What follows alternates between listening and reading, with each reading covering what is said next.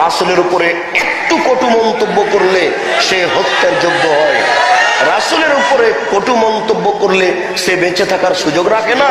একজন সাহাবী বলছেন, আল্লাহ রাসূল, আমার এই দাসী কাজের মেয়েটা আপনাকে খুব গালি দেয়, আমার এই কাজের মেয়েটা এই দাসী আপনাকে খুব গালি দেয়, তো আমি গালি সহ্য করতে না পারে একবারে ছুরি তার পেটে চালিয়ে দিয়েছি, ওকে একবারে মেরে আপনার কাছে এসেছে।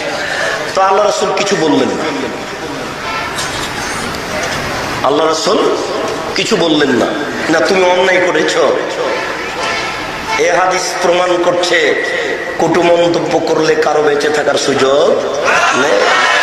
বেঁচে থাকার একটাই সুযোগ আছে, তাকে তওবা করে ফিরে আসতে হবে, জাতির সামনে আবার বলতে হবে যে আমি রাসূলের উপরে কটু মন্তব্য করে ভুল করেছি, আমি কথা ফিরিয়ে নিলাম, জাতির সামনে কথা ফিরিয়ে নিলাম।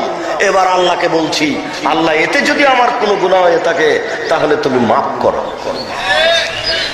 এই দেশের মাটিতে 90% জন মুসলমান, তার চেয়েও বেশি এই দেশের মাটিতে মুহাম্মদ সাল্লাল্লাহু আলাইহি সাল্লামের উপরে কটু মন্তব্য হবে। আশ্চর্য মানুষ, মানুষের ঈমান কখন হারিয়ে গেছে মানুষ নিজেই বুঝতে পারে। মানুষের ঈমান কখন হারিয়ে গেছে মানুষ নিজেই বুঝেনি। মানুষের যদি ঈমান থাকতো তাহলে এমনটা হতো না।